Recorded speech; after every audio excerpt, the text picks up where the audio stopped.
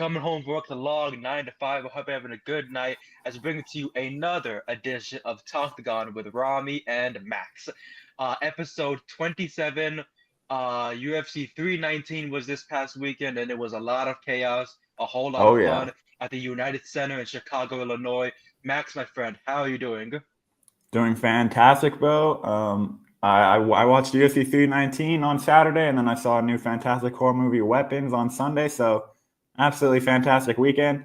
Excited to be here with you as always. Talk these fights. I probably should be wearing a red hat, not the green hat, because there was a little bit too much red on my predictions this week. But hey, dude, that's how it goes. I had fun watching it, and that's the most important thing. That's the most important thing. These fights were insane. From start to finish, we truly did get what we paid for. I mean, yeah, but Paid for like, it. but we truly got what we wanted. And it was so much fun. Like, well, we only got one Ultimate Fighter finale. The other one called out sick, so they'll be putting that for UFC Noche. I have not watched the Ultimate Fighter this season. I was Me very neither. excited for Chael Sonnen and Daniel Cormier to be, the coaches for it.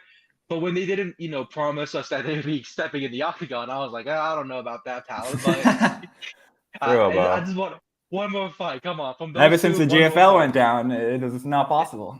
It's just not good. We have Saul Poppy versus Tony Ferguson. That's how much we've fallen off Yeah, in the fuck. last year. Don't remind me Um, of that but one. but the United Center was so much fun. It was such a great crowd, a great night of action.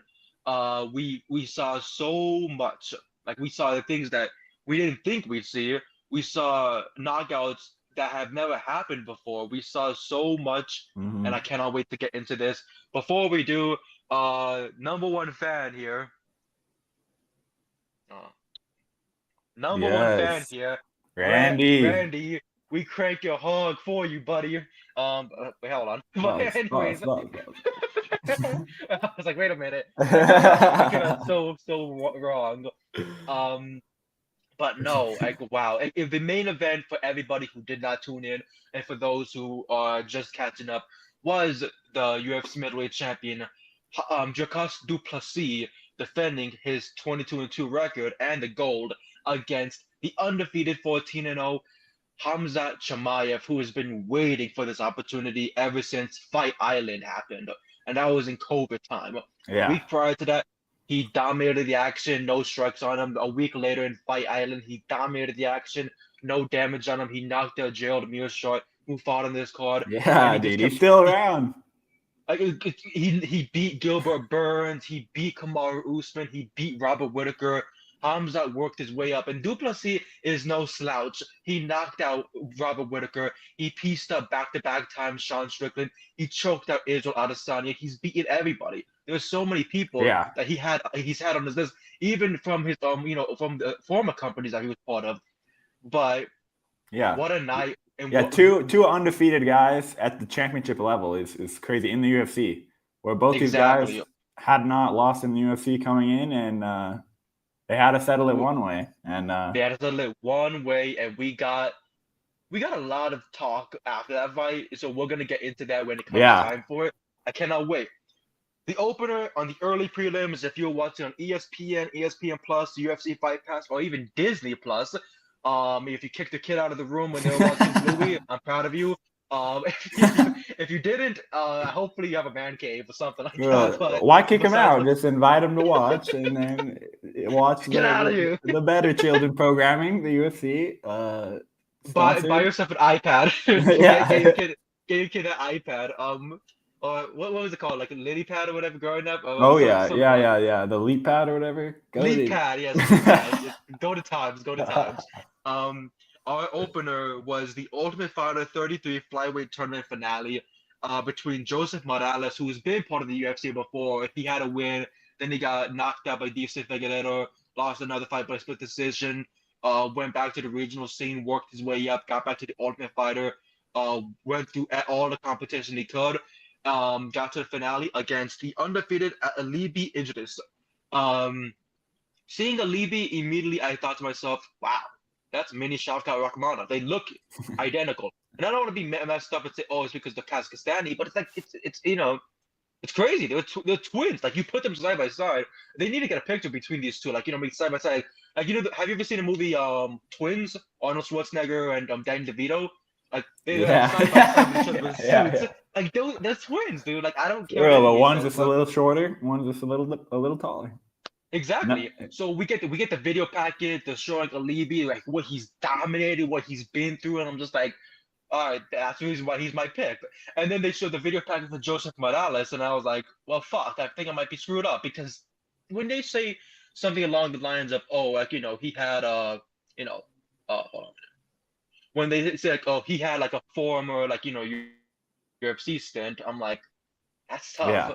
And then getting Mhm. away, and then the video package showing like him and his kid, showing him why like his kid has to follow and like if his son wants to be an athlete just like him, and he was showing his son like this is the lengths you have to push yourself to. As much as you might hate it, these are the lengths you're gonna have to push yourself to become an athlete like you want to be, not like anybody else, but just like you want to be.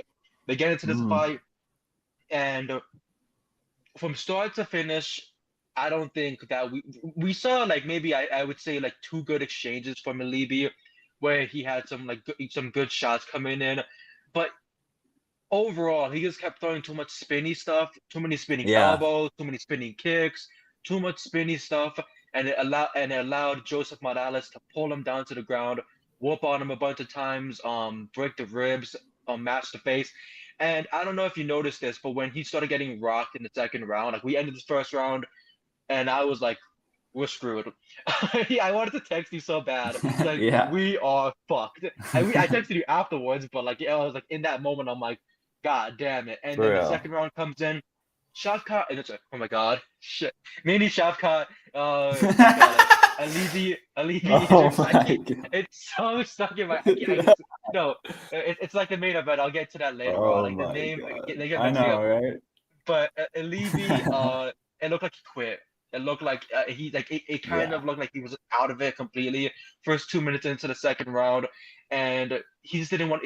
He wasn't throwing any strikes. He wasn't going Mhm. for any wrestling. He allowed himself to get his back taken, and just at the end of the day, he got the top. Like he got top mount, not even top mount. Sorry, he got full guard.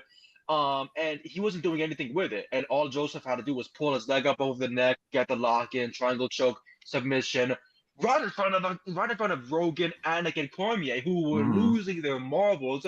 He Yeah. gets up, he taunts in front of them, he's screaming, and like everyone's losing their fucking minds. And I thought he deserved it. He earned it. He Yeah. definitely just he dominated those two that half a round, I would say, Mhm. and like just killed it. What were your thoughts on Joseph Morales winning the Ultimate Fighter 33 flyweight finale? Yeah, like you said, but he just looked like the more hungry fighter, and once he was able to impose his will on him, it was like the other guy, kind of gave up. Where it was like he's like, okay, I'm undefeated, I'll bounce back. Where Joseph is like, I've been here before. This is my last opportunity, now or never. I'm going for the finish, and he did an amazing job. Huge shout out to him, dude. Love to see these redemption stories, comeback stories where sometimes you see guys leave the UFC and then you never hear from them again.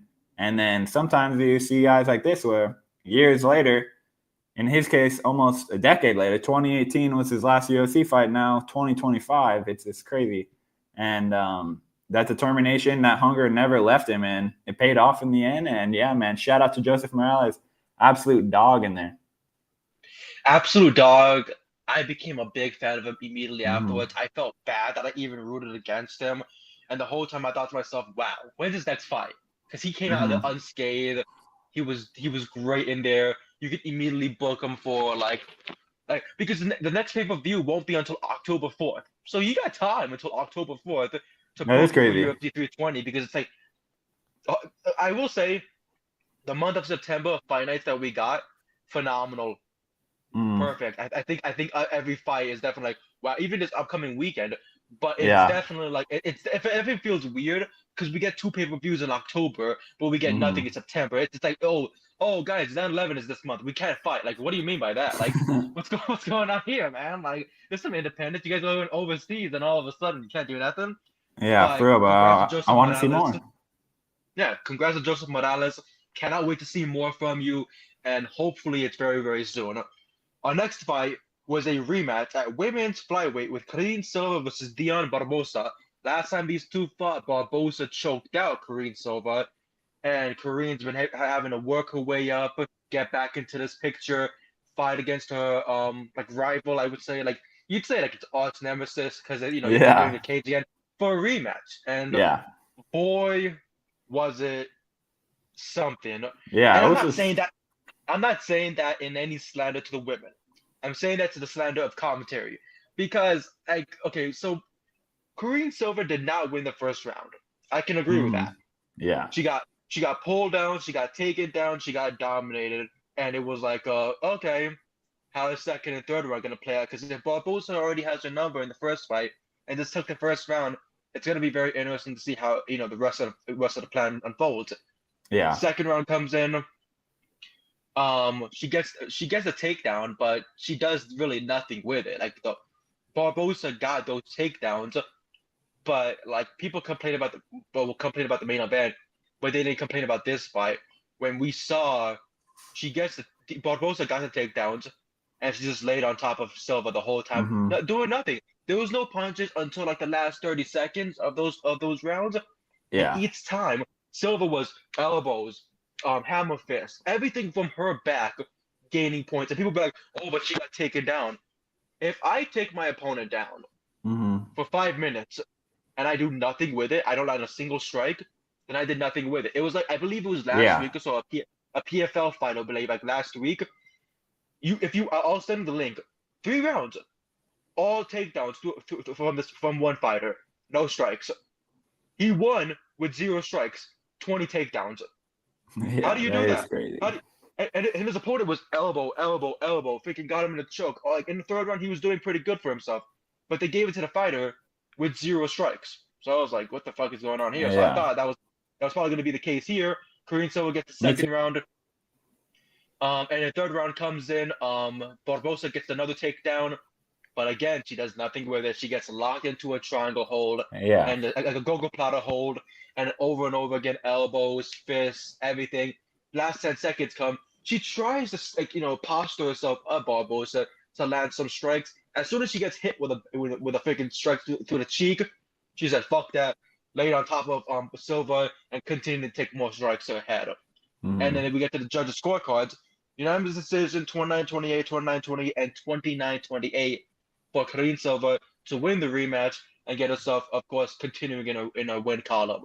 What were your thoughts on this fight? Yeah. I was like a little bit surprised initially, but when you put it like that, yeah, I'm like looking back at it, it's like, yeah, this was even worse than some of the other cases we saw in this card, where it's like, yeah, not doing any damage, just doing position, and that's about it. And yeah, Silva was much more active, actually doing some submission attempts in the last round, like you were saying. And yeah, so I'm not mad at it. I'm like, when there's two close rounds, you can't be mad at the decision. I'm like, it's like you have to make it two very obvious rounds, and that's the only way you're going to get a for sure win, or three, obviously. But these judges are terrible. We should not be surprised at this point when they're able to like have the ones that you don't agree with, because that's just how the scoring goes in the sport, where it's very subjective. It's like, oh, do you value this or this? Even though it says it's supposed to value damage, sometimes it doesn't always do that, and then sometimes it does. In this case, yeah, I think that Barbosa was just a little bit too inactive to get the win. So I'm not mad at it. And it helps out that I picked Silva too, so maybe I'm a little biased. Maybe we are biased, but we also see it to a point where like you look at the stats and then you see like example, uh total strikes from Barbosa was 67. It doesn't have it round by round, but total strikes from Karine Silva was 90 plus 30 by that. And the stat of striking, I can agree that Barbosa was landing some good shots. But people are like, oh, but the significant strikes. We can't always be putting significant strikes into things because then people can bring up the main event and be like, oh, but this many strikes and this many significant. Yeah, right. Who It's a much won? Who different, won? it's a much different avenue. But it's like you see from the domination, from the control. Yeah. She had 5 minutes of control time, 3 out of 4 takedowns, but she did nothing with it. She had no submission attempts. She really did nothing whatsoever to push herself to get the Mm, win. And you know, good on Korean Silva for getting herself back into the bro, win column because revenge. she lost to Vivian Arajo this last November in New York Yeah, City for UFC big 309. spot. Exactly. Then prior to that, she had Ariana Lipski, Marina Moroz, Kellen Souza, Poliana Boteleno. She beat all these women, and then she loses to Vivian Arajo in that big spot. Gets this win over Barbosa in a rematch. So I assume so that of course she's happy and content with getting back into the win picture, and then getting back into seeing where she heads off to next because she's currently ranked number 11. I believe her opponent was like number 10 or number 9.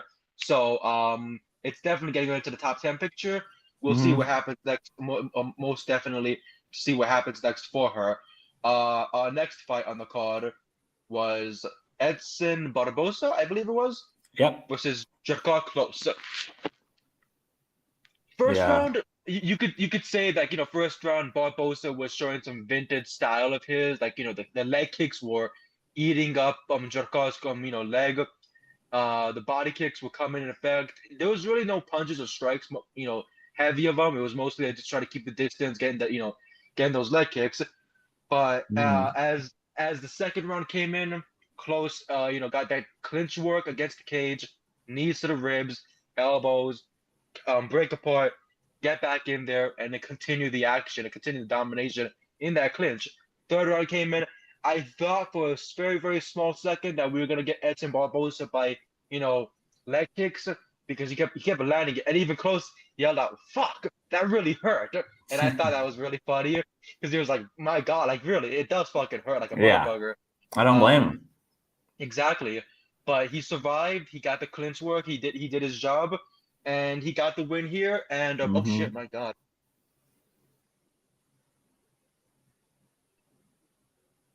Now we're good. Hey. Uh, now we're good. See, now we see our losses. Yeah, now Now I'm we're like, seeing wait a more minute. green. I'm liking the prelims better. I like the My prelims better. my apologies for No, that. I I was like, wait, assumed you I'm were like, just flexing the picks on me. I was like, no, okay, okay. no, no, no, no, no. I assure you, buddy, I was not. No, I'm just Like what do you fucking call with it? you. I know, but like we did not get the first fight right. We got Silva right, but then Barbosa could not get the win. The clinch work was too much for him. Yeah. Drakkar Close was just really nice with it, and Yeah. I'm and of course he's not ranked right now. He's of course still making his way up, but to fight someone like Edson Barbosa, get himself a win after getting knocked out by Joel Alvarez this past December in the Covington Buckley card. Yeah. Um, that Alvarez was is the a first. monster. Yeah, exactly. Joel Alvarez is a monster. First round, 2 minutes in, get knocked out. To go into this fight against a guy who can literally kill you at any given moment with that Yeah. spinning heel kick. To be able to dominate and control him and subdue him most of those times, that was very good for Jarkar Close. Yeah. What were your thoughts on it? I will say, if this was prime Edson, it might have been a different story, but you've got to beat the guy that's in front of him on the night. And yeah, Jakar was the better man for sure. And just knew what he had to do to minimize Edson, where Edson's been around so long. You've kind of seen the tape of what I need to do to kind of stop him. And especially as he gets older, that slowly becomes easier to not only game plan, but also as he slows down, it becomes easier to see his shots coming. And Jakar Close did an amazing job. And yeah, just squeaked it out after, those leg kicks are definitely bothering him, but he toughed it out, man. And got the tough decision win. And yeah, like you said, good bounce back after that tough knockout against absolute beast like Joel Alvarez. So I'm interested to see what they do with him next, because he's always one of those fighters who's gonna go in there and do something crazy, like either slam someone on their head and knock him out, or maybe he'll get knocked out, or he'll just put on a tough, close fight. And yeah, shout out to him for that performance, beating a legend like Edson, man. And I believe this is Edson's first fight at lightweight in quite some time. Like he had to move back up to lightweight and try to get back to that picture. Yeah, he was shredded down at 145. He looked nice at lightweight. It looked like he had some good moments, but of course Jarkar capitalized on the aggression that you need to have for the judges and to score those points. So congrats on Jarkar Close to close out the early prelims with a decision Yep. win, all 29-28. Good on Yep. you. You killed us, pal. The prelims opened up if people were watching on ESPN, ESPN Plus, or Disney Plus. If your son was still watching Bluey, why? Anyways, Now this is when you have to kick him out. no, get the hell out of here. But Look, I let you have the early prelims, but the prelims, that's you know what I missed on this? Like, your kid does not know what the fuck's going on. He's like, bro, but he's like, I bet the house on Edson. We're I gonna bet have that to get house on rid of the Edson. TV. Like, what the fuck? The prelims, we kicked off with Alexander Hernandez against Chase Hooper, your boy, our boy, Chase Hooper. No. And man, Tragic. it pains me. Oh, well. But Alexander Hernandez, I remember him coming into the UFC on short notice, and he knocked out in the first round Daniil Darush, the Iranian bull. He killed in his first fight, and then later on down the line, he got humbled by Donald Cerrone.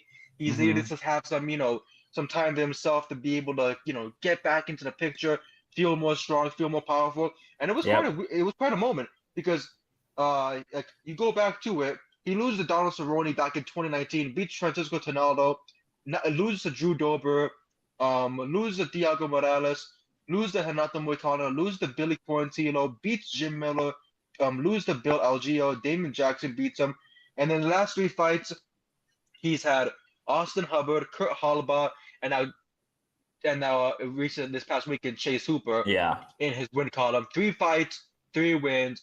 He's getting himself back into that picture. It's good on Hernandez, but it's the thrill and the agony of the fight, of course, and the agony of Chase was looking nice. He busted up Hernandez in the first minute.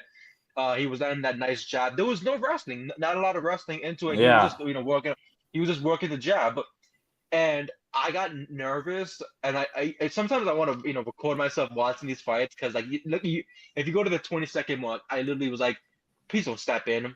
I literally said that to myself, like, please don't step into Hernandez because it feels like like Hooper got too excited and it cost him. And once it cost him, he got hit with that big straight left, dropped to the ground, pounded on, and then that was the end. 4 minutes and 58 seconds. So Alexander close. Hernandez wins by TKO over Chase Hooper. What were your thoughts on this fight? Hate to see it. It's like, dang, dude, especially when it was so close to the end of the round. Some people were saying early stoppage, but I'm not mad at the stoppage whatsoever. That was definitely a nasty shot that Alex landed where, yeah, dude, it just was perfectly timed as Chase kind of threw in that kind of like a little bit of a lazy jab, and then he's followed up hard on it. And, man, that was absolutely beautiful timing and great performance from Alexander Hernandez, just like doing what he needed to do and finding that timing after that. He was kind of just the much faster fighter and was able to find that timing with that explosive power of his, where we've seen him have these great moments in the UFC, and he stuck around for this long for a reason, where he's definitely had some bad losses, but he's always able to bounce back eventually. It's like he might stack a few, but then he'll eventually have a crazy moment, and then they're like, oh, this is why I have this guy around. And he was so young when he came in, so he's still 32, so still some years to go, and especially with how he's looking, man. Get this guy freaking tested, bro. I'm like, those abs are like absolutely alien looking, bro. I'm like, in that post-fight interview, I'm like, oh my God, dude, this dude is shredded. No wonder he has that sort of power, man. So. And like, yeah, it's a 7-year age difference. 25 years old, Chase Hooper, which is crazy. Like, he's my age. It feels like I grew up watching this guy essentially, like from his UFC debut, whatever. Like, is that Ben Askren's son? Exactly, to now him, like, having such crazy moments, and of course he will bounce back from this. We all know how Chase is, of course. The power of the do-rag and the gooning will come back, and I feel like we'll definitely 100%. See more from him. Our next fight was the women's strawweight action, Lupi Godinez against Jessica Andrade. And wow, was it a scary? Jessica Andrade is always scary, especially when she's able to go the full 3 rounds. She's she's a nightmare. Like, anyone who agrees to spar with her and like you don't have any headgear on, you're fucking screwed. Like, she's gonna land you with a massive uppercut, take your jaw off, make you fly out the octagon like you're a Looney Tunes character. Bro. Some shit. But Lupi Godinez is so tough. She worked her wrestling, she worked the clinching, she was able to like remove herself from any type of danger of Mm-hmm. getting dropped and getting knocked down. And it was very nice to see. Of course, she Yeah, landed she's a tough. takedown. She subdued Andrade's power and her speed, because a lot of people do talk about Andrade's power, but they don't really talk about how fucking quick she is to step Mm-hmm. in and then land the hook or Yeah, overhand to when drop you. she's like 5 feet Remember, tall, I'm like, she's tiny. exactly. She's so For tiny, but she's so freaking powerful. real. Um, She's like and mini like Mike Tyson for real, bro, with just straight seriously, and powerhouse. that's the reason, and that's the crazy part. She won the championship not because of her knockout power, but because of her slam power. Remember, she Yeah, knocked out Rose nearly Namajunas broke by her dropping neck, her bro. dropping her right on her neck, like she was peak prime, Kurt Angle. Yeah, But like for real, crazy dude. stuff. But Lupe Godinez was able to work her magic, work the wrestling, get the jabs. Very bloody mess, of course. I was a little bit scared for that second and third round, but she Mm-hmm. dominated it. She was able to work her magic, and got the win in the end. Decision, unanimous, 29-28 on all three judges' scorecards. Good for her. Love What were it. your thoughts of the fight? Thankfully, Loopy loves the dogfight because yeah, that was pretty scrappy and man, especially against a legend, it's like that's going to be a name you'll have on your resume, and people will look back years down the line. They'll be like, "Okay, you beat Jessica Andrade. Okay, that's a major win," and she already has some great names on her resume already. So I'm feeling like Loopy, if she can keep the win streaks going, man, she's a fun one to watch and a fan favorite, especially in that Mexican community, bro. She's a Mexican warrior for real, bro. She's super popular, and yeah, I just love to see her fight, man. Every time it's always a war, you know. Sometimes that's bad for her, where it doesn't always go her way, but if for the fans, it's always a win. Always a win. It's really nice to see too. And of course, Loopy trying to get back into that, win picture and trying to make sure that, she, remains in the UFC, not only just remains in the UFC, but also, advances herself to that, that rankings picture. She's number 11 ranked right now, I believe. And that was Yep. back-to-back wins over Julia Palastri, this past March at Mexico City. And then she beats Jessica Andrade in August. Like she's worked her way up. She's gotten good. I believe her next fight, from the way she's doing things, is November, December. I believe everyone's really looking forward to that November, December pay-per-view cards. Mm-hmm. Prior to that, she lost to Mackenzie Dern and Verona Jandiroba, two tough competition, two all title picture like bound and everything. So of course, this division is always so nice to see. Women's strawweight is such a very unique division, and of course, there's so many challenges that could go for the title and see how they fare out. Uh, Congrats to Lupe Godinez, of course. Our next fight, middleweight. Uh, can you pronounce his name for me? Michael what? Mikhail what? Oh, Michael Olekjacek. Yeah, Olekjacek, kind of like yeah, You're Olekjacek. Yeah. like Joanna, you're the J-check or Yeah, something? exactly. He's All Polish too, isn't he? Right? I don't know. I I could be think true. I think so. I think so. No, because I've been looking at his name and I didn't hear the announced team because I was saying his first name and I was like, how do I pronounce this so I don't look like a dumbass? For Ola Olek Jacek, yeah. Mikhail Sometimes I'm Ola like, I Jacek, hope that's right. I'm like, it sounds right, so I hope it's right. Ola Jacek against Gerald Mearshart, GM3. Uh, this fight was, of course, by the way, hold on.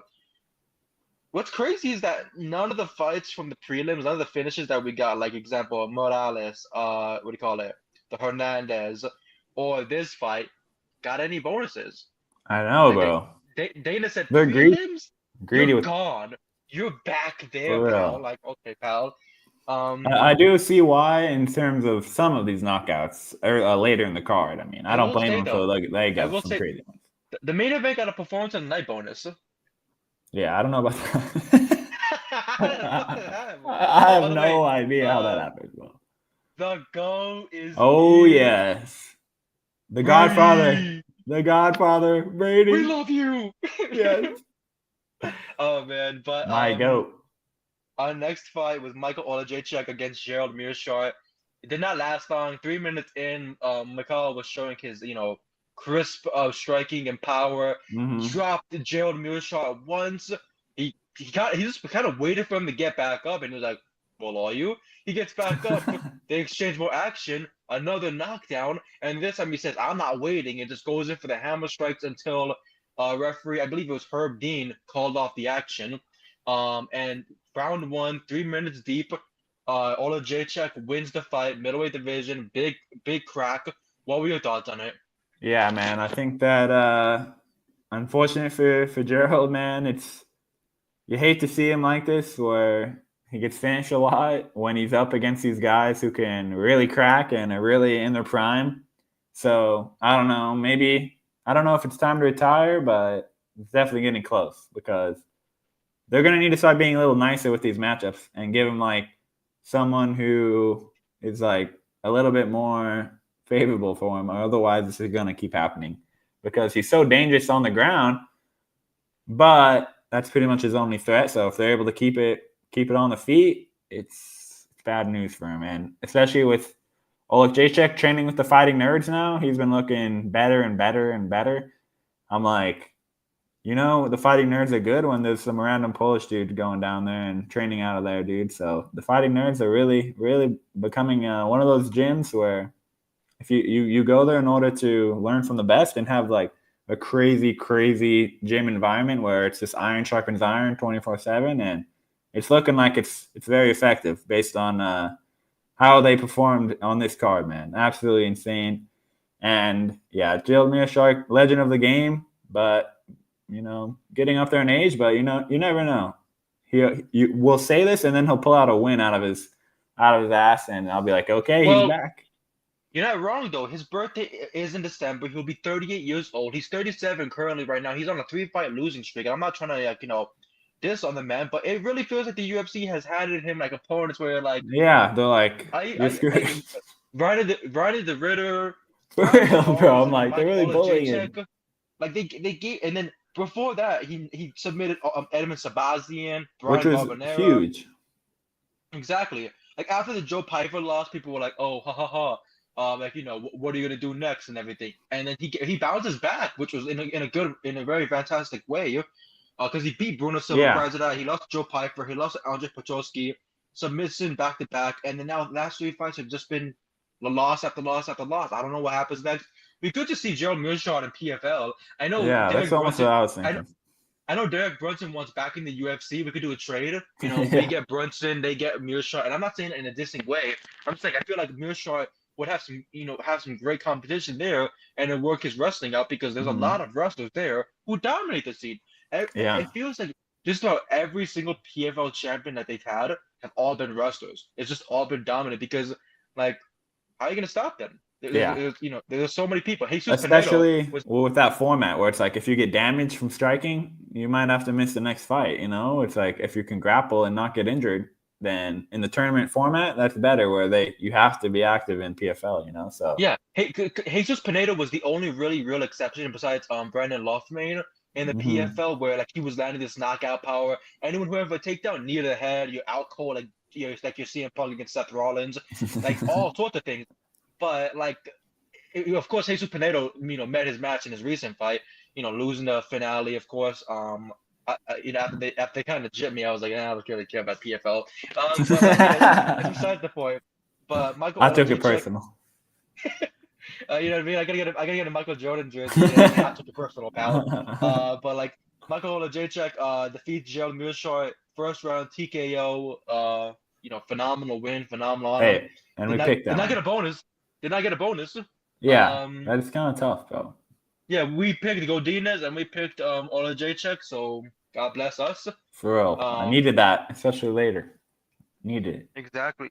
And then the featured prelim was a crazy one. It was nerve-wracking. I had my homemade burrito, all freaking stuff. I'm all like, like what am I supposed to be doing? I can't pay. I'm turning my head over and over again. Oh, you're like, whoa. Gotta focus on 2 things at once here.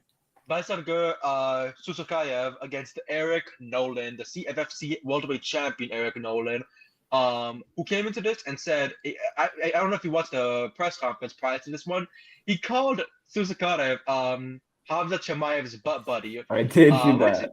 It's crazy to call someone anything like that because like Of course, I've had that Yeah. comment. I've had that comment thrown at me, and I'm like, huh. No, but okay, but like, you know what I mean? Bro, I'm Like, like, why are you imagining that? Hmm. I won't call out here, pal. But Exactly. like, when it happened, when it happened, you're like, huh. But it's just kind of was like, okay, I'll show you what a Yeah. buddy is, He's and he like, you're took his about to see back. this. Rear naked. Rear naked choke got him. But Eric Nolan's so tough. He was, he was defending takedowns pretty well in the first round. The striking was back and forth. This was a nice fight. Like, Mhm. if this fight went the distance with the way that they were fighting, fight of the night bonus right there.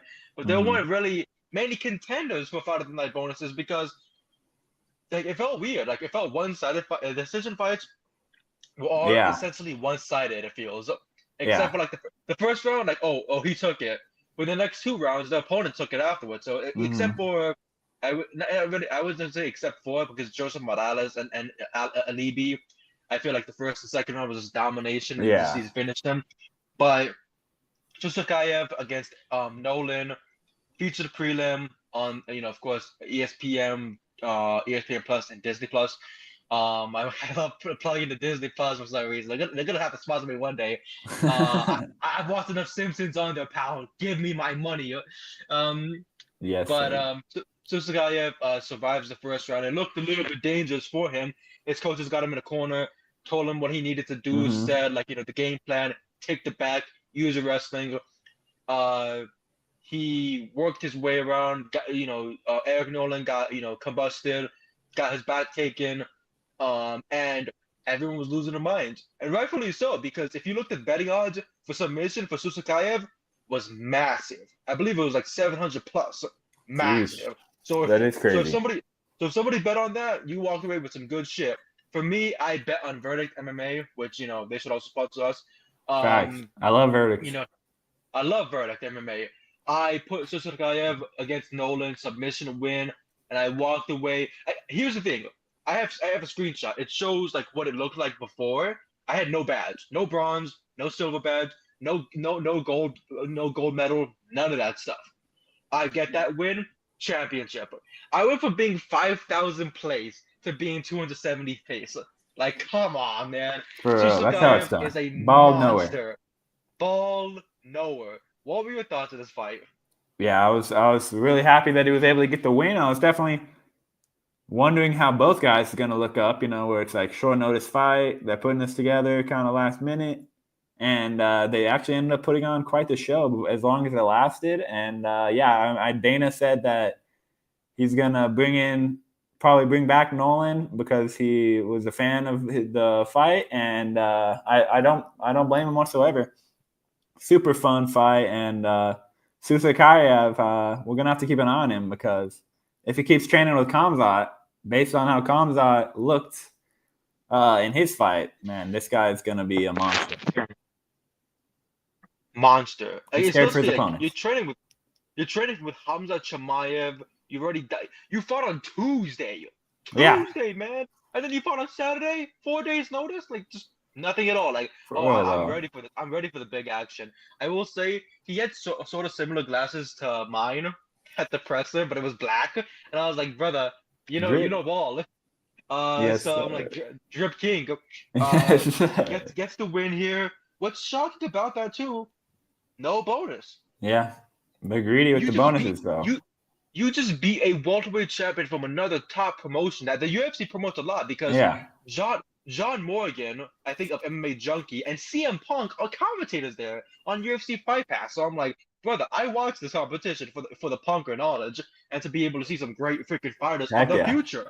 And then we Mm-hmm. see Eric Nolan, we see all these guys who come from CFFC, and then like with no bonus for Susakayev and 4 days a notice? dominant fighter. Like, come on, 4 days notice. Give them the goddamn money. Like, For what? real.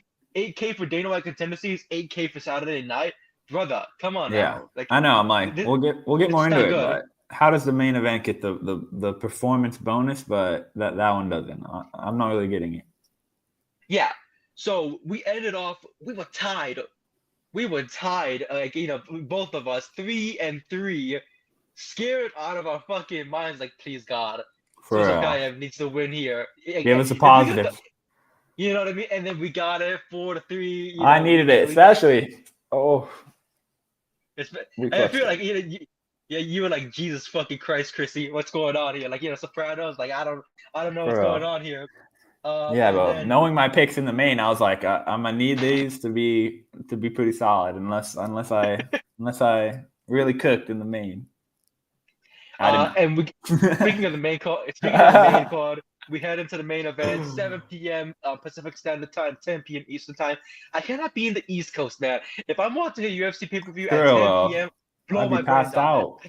I can't. Oh, because of like 1 in the morning, and I'm like, yeah, he's got that takedown, bro. No, I'm sleeping, dude. Like, yeah. When it comes to fight nights, you got your snacks, you got your drinks, you got your exactly, bro. Perfect timing. Going. But by 1 a.m., that bowl of freaking chips gone. All those freaking drinks gone. My energy gone. I'm ready for bed. And plus, we're heading into. It's close to heading into NFL season, dude. I'm hyped. Imagine they tell us, oh, by the way, guys, 6 a.m. game next morning in Germany or freaking or London. It's happening soon, bro. Don't we have one that's like really fucking early? I can't remember when.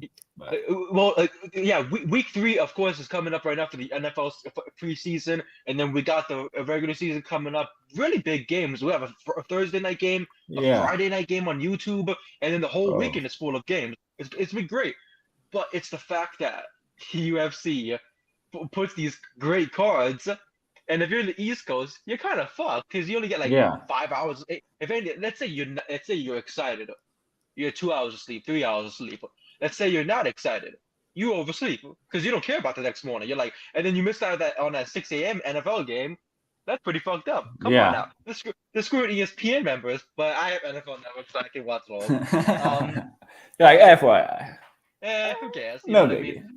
I will say August 21st. I believe that's Thursday or Friday or something. That's gonna be the premiere of ESPN's new app, the new ESPN Plus app. Really? And yeah, here's the thing I read into it. We're gonna get multi-screens, like so we can watch 4 games at once, brother. They're giving me 2. They're giving me like great happiness right now. I'm like, dude, I could watch a UFC fight. Bro, they're trying to keep you because they're getting rid of UFC. NBA game, exactly. Like, I could enjoy that for the time being. Like I could watch WrestleMania, UFC fight card, freaking like NFL game, NBA game. I don't know what they're gonna have. That is pretty dope. Something. It's gonna be pretty sick. I know. So, of course, we get into the main card. Chicago was booming, was loud. I saw someone tweet about like, oh, why isn't the president here? Chicago don't like the president. Like, the fuck you mean? That's little Palestine, pal. They don't give 2 fucks. I'm like, he was busy, bro. He's busy with Putin this weekend, buddy. Yeah, exactly. Like, he was overseas, and people are like, oh, is he gonna be there? Brother, do you know how planes work? Have you never been on a plane? Are you a flat earther? Do you not know how this works? Fly down instantly. Oh, you could just get there in 10 minutes. It's a private jet. You don't know how fucking planes work, pal. You know how the world. Bro, but what we need is those fast ass trains that can get you there quick. That'd be sick. Yeah, bullet like those. they have one building in California. I don't know if they canceled it, but it was supposed to be from like Las Vegas to like San Bernardino County for like California. Damn. Like it's a bullet train. I'm like, brother. You can drink on the freaking train the whole way. You know what I mean? I can be drinking in San Bernardino. I get to Las Vegas. I'm all drunk. Yeah, Khamzat's the man. But we get into the main card. Amazing video package as always. But I also love the Chicago crowd. I think Chicago always has an amazing crowd, whether it's professional wrestling, whether it's MMA, whether it's even like football, like Chicago Bears, they were fucking awesome. Yes, like yesterday's game against the Buffalo Bills, awesome shutout. Oh yeah, what the fuck? Like it's good times. Dominant. I might need to draft some people for fantasy. I hate fantasy football. I hate fantasy baseball. I was only good at fantasy basketball for 3 years straight. For fantasy basketball, I would draft Luka Doncic every year, 3 years straight, 2020 till 2023, undefeated. Easy money. 20-0 every year. 20-0 every single freaking year. I'm like, brother, like I was dominant. I never got a chance. Like my friends now, they have like a championship that they freaking present. I'm like, I should be a 3-time champion. What? Like on my wall, like and everything. I should be in the Hall of Fame. Exactly, man. I was a 3-time winner, undefeated, 6-0. Like I was literally freaking Khabib Nurmagomedov for basketball. Retired too early. Have you ever seen that video of Khabib playing basketball like on the bench, Yes, like bro. the Dagestani fighters? It's so Yeah, funny. But we get I into love. this flyweight action. Tim Elliott, the crazy Tim Elliott I've been watching since I was like 14 years old. I Yeah. remember when he, I remember when he fought for the UFC flyweight championship against Demetrius Johnson. That's Mm-hmm. how long he's been in the UFC for. Like Demetrius dominated this fucker, respectfully. But like I say fucker, not in a disrespectful way, of course. Like you know how people can Yeah. take it. But again, Kai Asakura, the former Risen fighter who dominated the scene, overseas. But then once he came to the UFC, it's been weird for him. It's been a whole new challenge, something he's not been able to adapt to.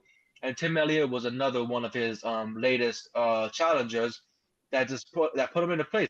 So when we first saw Kai Asakura fight, it was against Alejandro Pantoja for the flyweight championship. First fight in, you're fighting for the championship, and he got submitted. He got dominated for 2, 3 rounds and then submitted. And then we were like, well, he fought against a really good, black belt. Who's he gonna fight next? UFC books him against Kai Asakura. Just like against Tim Elliott. They booked Kai Asakura against Tim Elliott, and I'm like, okay, another black belt who has excellent Mm-hmm. groundwork. Like once you Yeah. get to the ground, Tim Elliott gets you to the ground, you're screwed for it. And that was the case here. Uh, Tim just transitioned everything, reversed everything, got the Mm-hmm. takedown. And then second round comes in, gets another takedown. Was able to work on the top mount, got the choke in, the guillotine, and then he was squeezing Kai Asakura's head like a grapefruit. Brutal. Could have blew off his head at any given moment, and then tapped out 4 minutes 30 seconds into the second round. Tim Elliott walks away with a massive win. What are your thoughts on this opener for the main card? Hold on, actually, Which we we didn't both got wrong. exactly. I was definitely surprised, man. I was hoping to see Kai bounce back 100%. And yeah, like you said, it's a tough matchup going from being submitted by Pantoja to going against someone like Tim Elliott, who's super dangerous on the ground. And yeah, he was just tough for Asakura to figure out, man. He's such a funky fighter where he's kind of just freestyling, doing like weird shit the whole time until he figured something out, and then he got that choke in, and it was over from there, man. That was such a tight choke. I thought Kai was going to go out, but he tapped right in time. And yeah, dude, Kai, I don't know, man. I hate to see these guys from outside the UFC come in and just get destroyed, bro. I'm like, it's happening more and more often.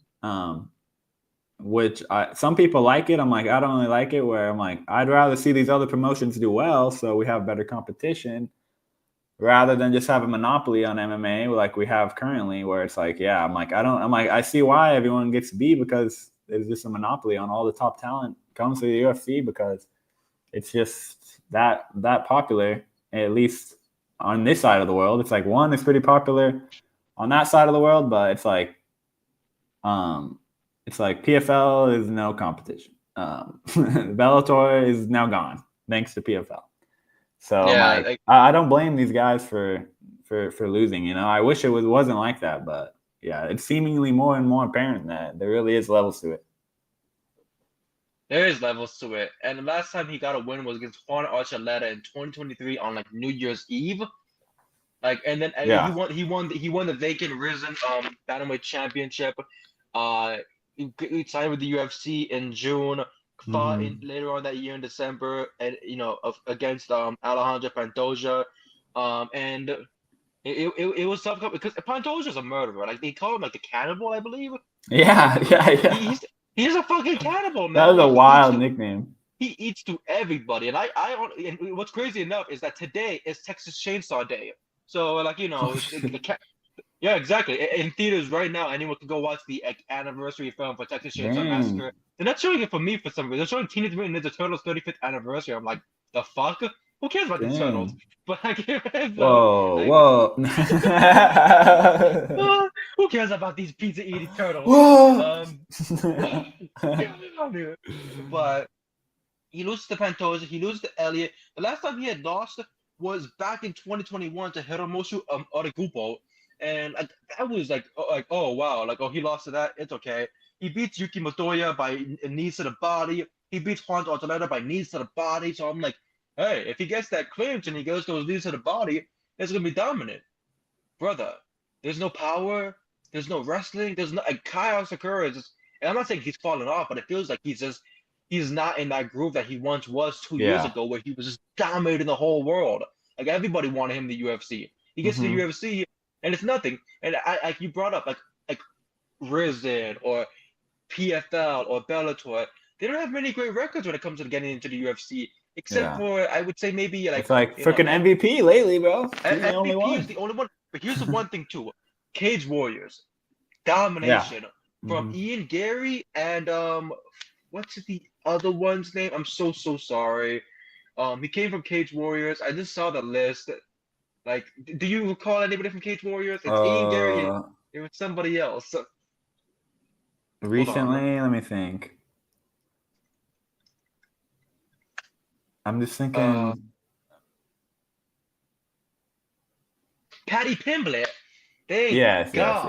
I was like, it has to be how do we forget that one? I know. I was like, let me think of a bunch of English dudes. I was like, are you talking about that fucking inked up dude, Jordan Vusa, or whatever? Oh, no. The people that Patty, how could we forget? The people that come from Cage Warriors have been Michael Bisping, Gegard Mousasi, Tom Aspinall, Ian Gary, Conor McGregor. McGregor, that's going on. Joanna Jacek. Okay, Conor was a double champion there. Joanna dominated the scene there. Patty Pimblett was a double champion there. Tom Aspinall, what he's done for his career. All these guys have been so freaking all Hall of Fame. Yeah, Tom. Yeah.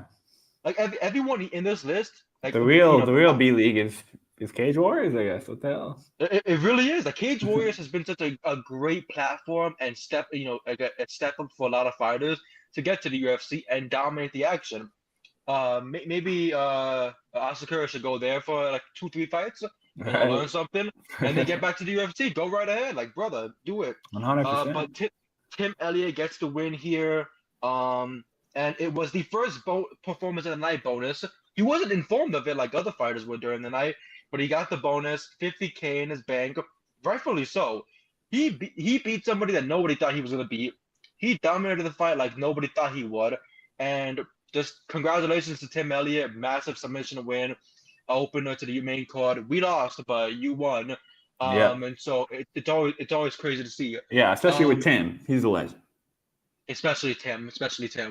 Next fight was Jared Cannonier, the Killer Gorilla, the former title challenger, against Michael Venom Page, who I was speaking with Sav Jelly about this. It's crazy how back in the day, like when we were watching Bellator, when it was like it was still on Spike TV, or like it was when it changed to Paramount before Paramount Plus became a full thing. He was the Israel Adesanya of our timeline. Oh yeah, Izzy throwing the Pokemon and shit, for real, bro. Yeah, throwing the Pokemon, doing his like crazy ass gimmick, like the way the knockouts, the crazy things that he would do, all that stuff. He loses to Diego Lima or Douglas Lima, was it? Yeah. He loses to Douglas Lima, gets that hammer fist from Thor, crazy times, bounces back, didn't win the Bellator Middleweight Championship, but he was able to sign with the UFC. He had a great opener against Kevin Holland. Who was the fighter he lost to? Ian Gary.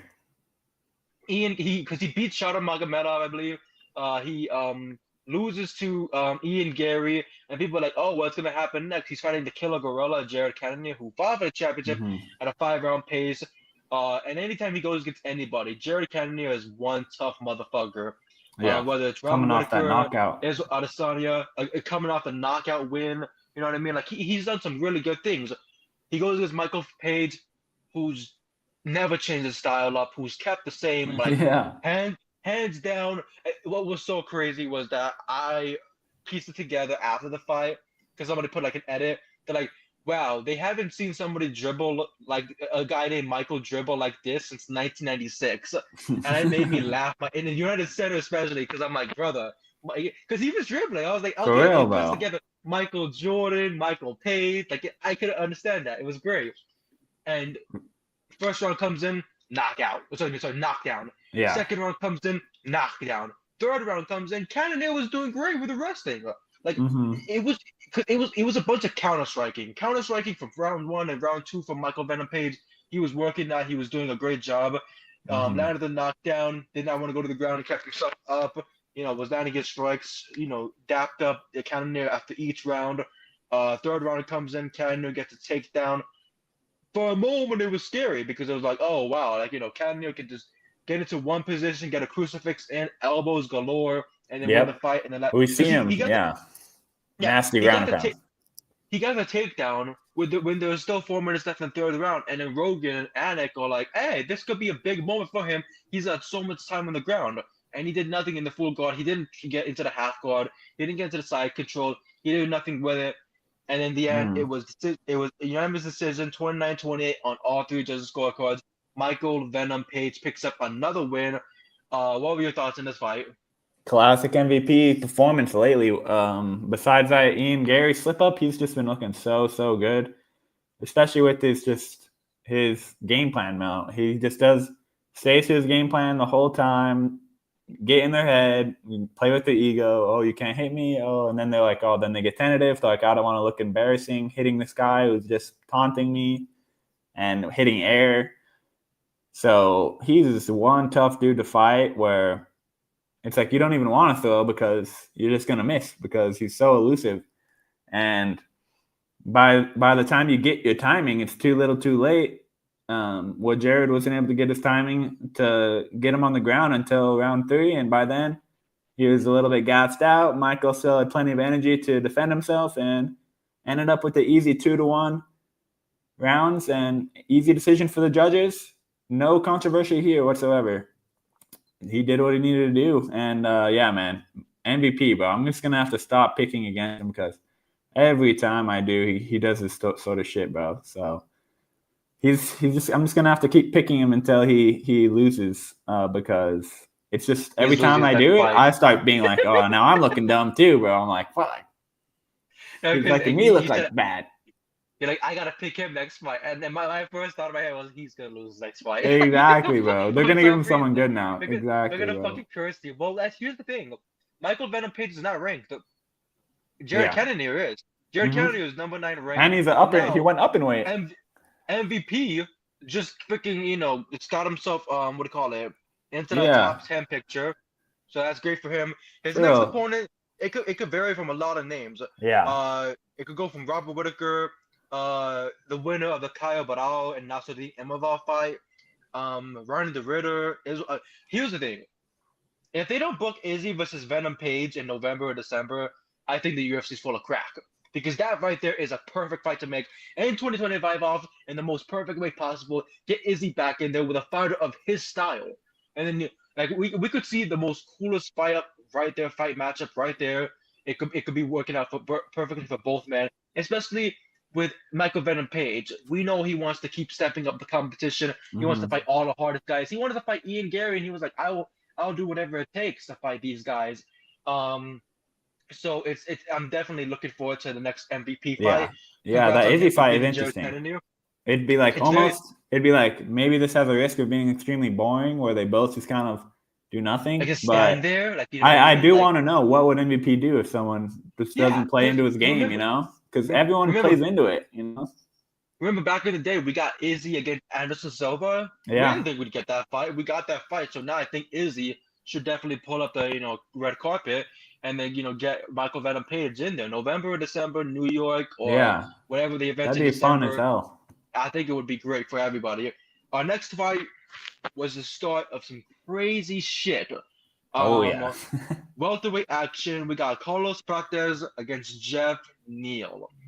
And wow, crazy stuff. I was nervous because I was waiting for the end of the first round because I immediately said, hey, wait for that smoke break. It's my little brother. Like, he's looking Prates going to have that smoke break and then be like, where am I again? And then go back out there and fucking go and fight. We didn't get a second round. We didn't get a third round. First round in, these two exchanging. Jeff Neal was landing some good blows, hands of steel. Neal, always been a big fan of his. Ever since he beat Bilal Muhammad a couple of years back, I was like, damn, I really got to root for this guy because if your name is Jeff Hands of Steel Neal, that's kind of tough. And Or also, when you prove your point with every single strike you do with killing people, or as you said, that's fucking like just top the dog. yep. Carlos Prates is coming off of a loss against Ian Machado Gary, 5-round main event fight. He almost had it in the 5th round. Of course, he did not win that fight. Machado Gary worked that round. Jeff Neal, I believe he's coming off a win. I believe so. Hold on a minute. No, he actually he was coming off a win, but Hofffield was on just over knee injury through leg kicks last October. Prior to that, he also lost to Ian Machado Gary, and then prior to that, he had been submitted by Shavkat Rakhmonov. Heading into this fight, Prates, of course, getting that loss. Everyone being like, I don't know how he's going to perform in 3 rounds, compared to like how the 5-round fight, affected him. Didn't affect him at all. 4 minutes and 59 seconds, round 1 knockout, spinning back elbow, and when it lands, I immediately told my little brother that was a spinning back fist. That was a spinning back fist. It looked like it. From when you watch it and you see that it swing around, you're like, oh, that was a spinning back fist. That was like, how did he land that? Did like Neal just get like the brunt of the knuckles? No. And then when they showed the replay, and we saw the elbow connect off his head, the sound it makes, yeah, I compared it to knocking on a coconut. That's how you just hit a coconut so loud it makes that cracking, like that weird, like fucking hollow noise. Yeah, that's what we just saw from Jeff Neal's head collapse. Prates' corners going crazy. For real, bro. Insane. They were showing the crowd. It was Gilbert Burns and all the other fighters. They were like losing their minds. Like, what the fuck was that? What were your thoughts on this massive spinning back elbow? Massive for Prates coming off of that loss. He said he was like kind of embarrassed that he was like the first of the core group of the fighting nerds that came in and lost. Unfortunately, he was the first one of them. So he's like, I want to come back and put on a great show. And holy shit, bro, that was absolutely insane. We've seen Neal in there with the best of the best, and we've never seen him get put out like that in the UFC. Like, that was insane. That was the first time he's ever been knocked out, I believe. Oh, sorry, second time they say. In the UFC, he's been knocked out. Oh, do you want to know what his first knockout was? Who? Extreme Knockout 34, January 28, 2017. The first person ever knock him out was Kevin Holland. No surprise there.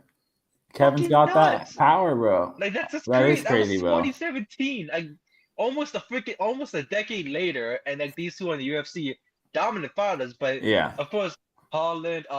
Didn't he recently lose to? Yeah, he recently lost to. Oh, I'm blanking on it now. He fights so much. I'm like, who? Daniel Rodriguez. Yeah, Daniel Rodriguez got upset because I was like, he just won. Yeah, I was like, who did he lose? Vicente Luque, and then he fought a month later against Rodriguez in New Orleans and lost that fight. But it's just crazy that Kevin's had about 50 fights since that last one. Exactly. So, but Neal, shout out to Prates. Yeah, shout out to Prates. Shout out to Prates. He's a massive favorite for everybody. He goes, and it was so funny. The post-fight conference, of course, he's smoking a cigarette. At the table. Lerone Murphy comes up to the table. He's like, "Was somebody smoking here?" And then Dana White comes up to the table and says, "Hey, who is smoking here?" Like you could smell the fumes of the fucking. For real, bro. He gives no fucks whatsoever. Not one bit. And they're like, oh, how does that cigarette after a knockout feel? And then Prates like, oh, it feels so good. Like, bro, there's such an 80s fighter. Like, he doesn't give a fuck. Smoke the cigarette between rounds, like, and then just go out there and get a fucking knockout. It's crazy work. Yeah. I'm like, the cardio was like, people said it was bad when he lost to Gary, but I'm like, he at least had some energy in that 5th round to have Gary crawling on the ground like he was ready to crawl back out of there. So I'm like, the cardio is seemingly better than you'd expect as someone who freaking chain smokes to cut weight. So this dude is just a mystery, bro. I'm like, somehow he's able to make it all work and freaking knock dudes out like that. And when you're able to do that, shit, smoke all you want. Exactly. I'm crazy. He's a number 12 ranked welterweight right now, Carlos Prates. Number 11 ranked is Jeff Neal, so he definitely goes over him. I believe Carlos Prates earned himself 2 spots up for that. Get Gilbert Burns out of the top 10 picture. No offense to Burns, but he's been losing essentially. Colby Covington, I don't know why he's number 9 ranked. 8 is Joaquin Buckley, who lost to Kamaru Usman. Michael Morales, Ian Machado Gary, Kamaru Usman, who's back in the winning picture. Leon Edwards, Shavkat Rakhmonov, Sean Brady, and then Bilal Muhammad. Jared Madalena, though, is not fighting any of these guys because he's still waiting for Islam Akshayev to fucking sign the contract. Yeah, and say, figure hey, brother, something out. I'm ready for fight. Like, okay, buddy. Like, because Shavkat Rakhmonov deserves it. Sean Brady deserves it. Ian Machado Gary deserves it. I would love to see Kamaru even into that fight and like get himself, because I know he's on a 1-fight win streak. But with the divisions working, if you're gonna win the welterweight division with the way that people are losing, man, give him a title shot. Kamaru against Jared Madalena. We could probably get Kamaru as a 2-time champion back. But it all depends too, because Madalena's wrestling defense and his takedown defense is so. He was able to stop with Bilal nice. well, yeah. Exactly. Bilal wanted to work the fighting until he really couldn't, like the striking. He couldn't, and he finally get. What are you drinking? Like matcha? No, water. It's just green. Oh, green I was cup. Let's say I can't put down the cup. I couldn't put that in a bottle. Our next fight, lightweight division, featherweight division. Lerone Murphy, the undefeated, against the debuting Aaron Pico from Bellator. Everybody was most satisfied. All week, Aaron Pico had been saying that I will be next in line for the title. Volkanovski has never fought someone like me. Volkanovski will never fight someone like me. I'm a great wrestler. I'm a better striker than Volkanovski. I'm all this. I can beat him for the championship. Just give me the title. I'm not even thinking about Lerone Murphy. That bit him in the ass more than a dog. Bro, what is he thinking? 3 minutes and 21 seconds into the first round, and we got for the very first time back-to-back fights with a spinning back elbow knockout. How, man? Yeah, what are the chances? How? Like, what are the chances of that? Lerone Murphy was like, I want that. And we're like, what do you mean by that? He goes into and it was weird. You see the angle that Aaron Pico was in. Like, he steps in, then he turns his head, but he wasn't really like, in the process of. I don't know what the fuck he was doing. Or going for. Like, it was like he was like, I don't know. I can't really describe like what he was trying to like pull out of that, but it didn't matter because all you see is a bam, spinning back elbow, drop to the ground. Lerone Murphy's crowd and the whole entire world is exploding. Like, wow, we just witnessed for the like we've seen spinning back elbows on a fight card before, like not back to back, but we saw like opener, main card, and it was like wow, that's crazy moments. We saw this for the first time ever in back-to-back fights in Chicago, Illinois, at the United Center. If there's anything for miracles, it's definitely Chicago. Like, they always scream go. What were your thoughts on Lerone Murphy knocking out Aaron Pico in his debut and essentially earning himself a UFC featherweight championship match against Volkanovski at the end of the year? Yeah, dude, I have no idea how Aaron Pico was a betting favorite, bro. So I had to take advantage of that. Thankfully, I can bet in my state. Sorry, Rami. But I was like, dude, I Pico, I have nothing against him, but I'm like a favorite when he's making his UFC debut, not even a champion in Bellator, and somehow a favorite versus someone who's never lost in the UFC. I was perplexed. I'm like, what are these guys seeing that I'm not seeing? No idea, because Murphy was seeing what I was seeing and found that opening, dude. Pico was looking good early where he had some moments, nice body shots, but he just leaves himself so open. Where once Murphy was able to find his timing, it was all she wrote, and he found that spinning back elbow, and that was an absolutely nasty knockout. It's bad when their head just slams against the canvas. And they said that he was out for a while. Dana was like, oh, I'm no doctor, but I think he was definitely concussed. I'm like, no fucking shit. I'm like spinning elbow is gonna leave you concussed, buddy. Yeah, I'm like, if you go out cold, I'm pretty sure that means you're concussed. I'm like, I saw Cormier mention that they couldn't get his mouthpiece off of Pico. Like his teeth were clenched so hard after the knockout that it took a while to be able to pull that out because even his teeth, I think, was sinking through the mouth guard. It was like, that's terrifying. Yeah. Bro, what type of power is that? Oof. Yeah, if speedy recovery to Aaron Pico. Hopefully everything goes well for him when he does enter the next octagon again.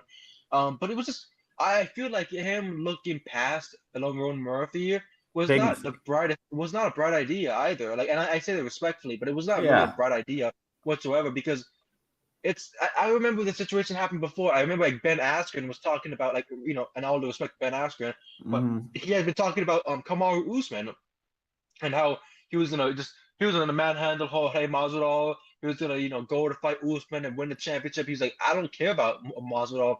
I can wrestle him the whole fight.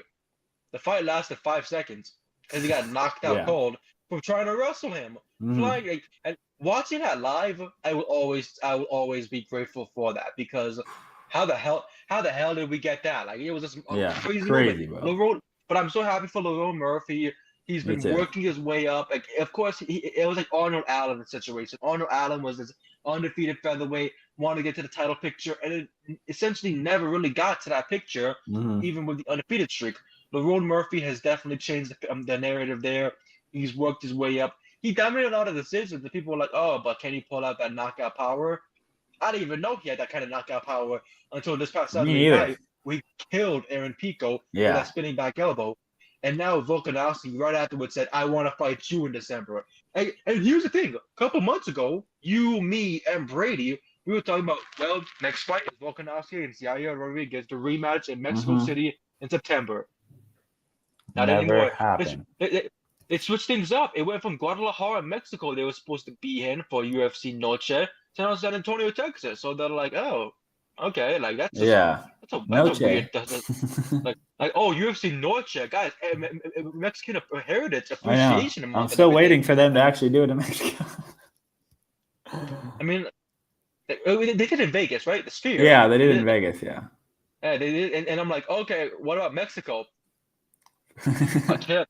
The San Antonio guys, like, oh wow, guys, why San Yeah, Antonio? I'm like, Is there I'm a like, specific at name least here? it's, at least it's in Texas, but I'm Like, like, why didn't you do in El Paso? Like that could have been yeah, even more special for the fighters who've gone through there, who have worked their way up. Like you know what I mean? All the legends of El Paso, but guess not.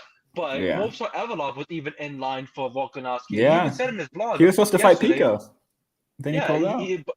exactly. But like Volkanovski said, I want to fight Movsar. I would love to fight Evloev and Yair and Lerone, but there was only one guy who can get it. December, Lerone Murphy gets the title shot.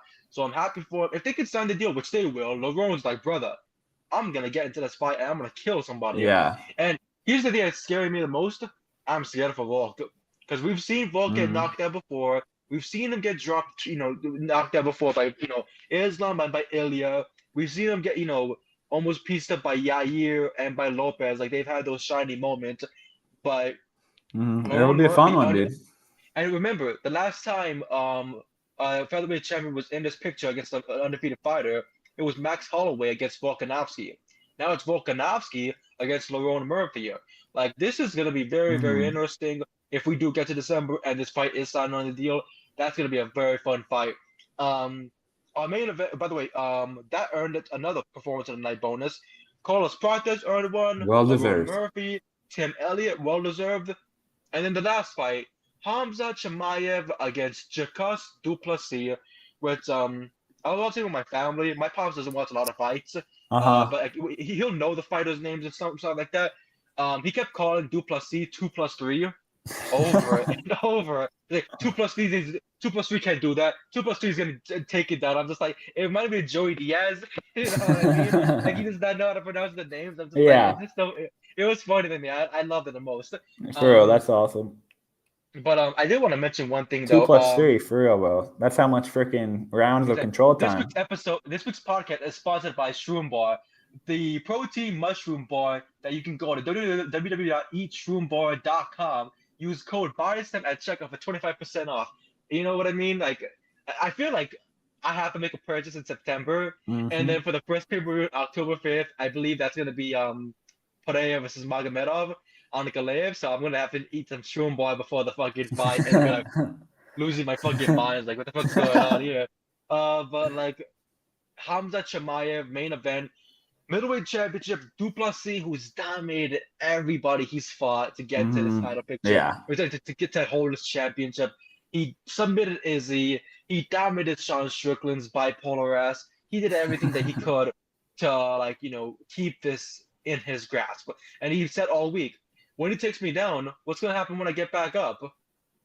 That was not the Never case got here. it. Khamzat Chimaev entered this fight the same way he entered every fight, as a killer. First round, get the takedown, crucifix, ground and pound. Second round, get the takedown, ground and pound with the crucifix. Third round, fourth round, fifth round. For real, Every bro. round was the same. Jesus. But here's what I did not like. Mark Goddard, the referee for this fight, he kept standing them up and being like, "Oh, no action, no action." Dion Barbosa laid on Kareem Silva for 3-4 minutes of the fight, just laying on top of him while Silva was landing these elbows. They didn't stand them up. No one got stood up.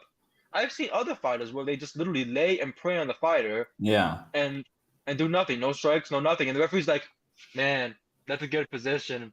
Yeah, I did that in the gym last Tuesday. No, dude. Yeah. What the fuck you talking about? Like, Khamzat Chimaev went in there, crucifix, back control, side control, every kind of control on the ground of positions, and dominated it. And then Mark Goddard pulls them up. The crowd boos. Like, Chicago, you were just rooting for this guy all week long, and then now you're shocked about what he's doing. Fuck you guys doing? Like I get it. Chicago's, Chicago. Like, sometimes you guys are underdogs. Sometimes you are winners. Sometimes you do something crazy. But come on now. Like, this was a moment where you knew what Khamzat Chimaev was gonna do in each single round, and he was gonna dominate it. And he broke a record. Because at the 5 rounds, he landed 500 plus strikes, a UFC record, to Dricus Du Plessis' 55 strikes. And people want to bring up, they'll bring up, but Hamza, he landed 25, 30 significant strikes out of 500 strikes, which is kind of it's just like, wow, brother, 500 strikes. Like, I'm like, God damn, that's crazy work. I understand the people who are frustrated, essentially. Yeah, because, of course, you want to see what you want to see. You want to see like a great battle between these two. But if that was the case, then why did Du Plessis say all week, if he takes me down, I'm gonna get back up? Mm-hmm. Did he get back up? Yeah. He didn't. He didn't get back up, and that's all due respect. I felt for Du Plessis because the next day, like, he was drinking beer and whatever, and people were like, "Oh, he's enjoying himself." His soul got taken. That's not a man who's for real, enjoying bro. himself. I saw He's not mentally there. His coach is like, people were asking me about the rematch. Absolutely not. I'm like, yeah, definitely not. I'm like, that was the mismatch, bro. The one thing I will say, bro, I'm like, Khamzat, I think he could have got him out of there. That's all I'm gonna say, bro. I'm like, I feel like he was intentionally trying to go 5 to just get the rounds. Yeah, because I'm like, dominate. Just to dominate and show that Du Plessis. Yeah. Because look what Du Plessis did on the stand-up and on the ground game against guys like Derek Brunson, Sean Strickland, and Izzy Adesanya. He beat all guys who don't really have have ground game at all. Exactly, yeah. And, except for Brunson. Brunson's the only one who dominates the ground game. Izzy doesn't. He's a kickboxer. And Sean Strickland's just a maniac. Yeah, so 100%. Although, it's like Sean was saying, I could out-grapple Khamzat. I'm like, shut up, dude. What are you talking about? I know. Lay off the crack pipe, pal. For real, bro. I mean? Like, what are you talking about? Go back to your black box porn and then go and enjoy yourself some type of way. I'm like, the fight was not my most entertaining fight, 100%. But I'm like, it's also not Khamzat's fault for Dricus being shit. I'm like, the one thing I will say is Khamzat could have got the finish, but I'm like, I also understand why if Dricus isn't gonna be putting him, he was kind of putting on Dricus to scramble and then he'll get him on a choke. But Dricus is kind of just like, okay, I'll just try to just protect myself and for real, just keep him like where he can't finish me. So I feel like they were both just stalling. Where I'm like, the whole stand-up situation too, I'm like, the ref needs to at least warn him before he stands up. He was just like randomly like, I get up. I'm like, bro, you have to at least be like, I start working and do it like a few times and then do it. He would just like randomly be like, up. I'm like, whoa. I'm like, I'm like, where's the warnings? I'm like, I understand if you say work, okay, go for something, and then they don't. But then he's just like randomly like, all right, get up. I'm like, wait a minute, are you stopping the fight? What's going on, bro? But if I was Dricus's coaches, I would have thrown in the towel if I'm embarrassing, bro. That was just so bad. Like, oh my god, bro. You could tell they were just completely embarrassed, though. So yeah. Credit to Khamzat for doing what he needed to do, bro. I'm like, he could have got the finish, yes, and he would have had probably more fans after the finish. But I'm like, you can't be mad at him if the guy's not doing shit and he's just letting him fucking bully him. And I'm like, if he's gonna let me punch him a little fucking 500 times, and all I have to do is just barely freaking hit him 500 times, and he'll let me do that for 25 minutes. Why would he not? You know? So it's definitely on Dricus that it was boring. You know, I'm like, Khamzat could have gone for the finish, yeah. But I'm like, if Dricus doesn't go on to risk the finish, even though he's losing, that's also his fault. Yeah. So. And on top of that, I remember a couple of years ago, Khabib and Conor fought. I was a Conor fan at the time, but I understood Khabib's, wrestling. Mm-hmm. After the fight, of course, I was frustrated with the whole wrestling aspect. Like, all he could do was wrestle. And then I put two and two together, and I was like, oh, wait a minute, buddy. You're watching a sport called mixed martial arts. And people want to be like, oh, it's called mixed martial arts. That means Khamzat should do more than just wrestling. No, motherfucker. It's called mixed martial arts because I can do this, and I can dominate you the entire fight. It doesn't matter if, oh, wow, he's the best knockout hitter in a stand-up. Good. I can take him down, and I can suffocate him the whole fight. So yeah, and it's not like...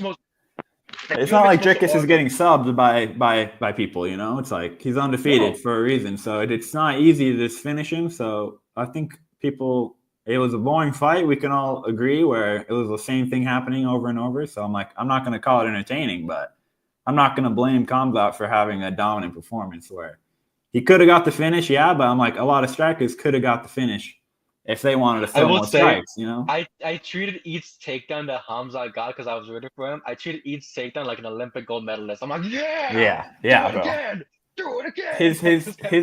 His train wrestling, bro. It's like once he misses one, he's already on your back, and then you're already off balance. It's like the way he's able to find the guys' imbalances and just immediately get them on the ground instantly is just remarkable. I'm like, it would be entertaining for like 5 seconds where he gets the takedown, and then I'd be like, tune out. I'm like, all right, this round's over. Let's wait for the next round. Okay, let's see.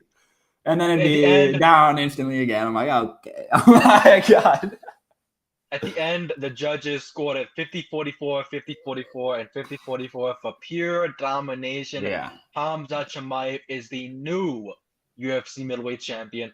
A day that everybody was fearing, and a day that everybody's going to have to prepare for now because there's so much competition in that middleweight division.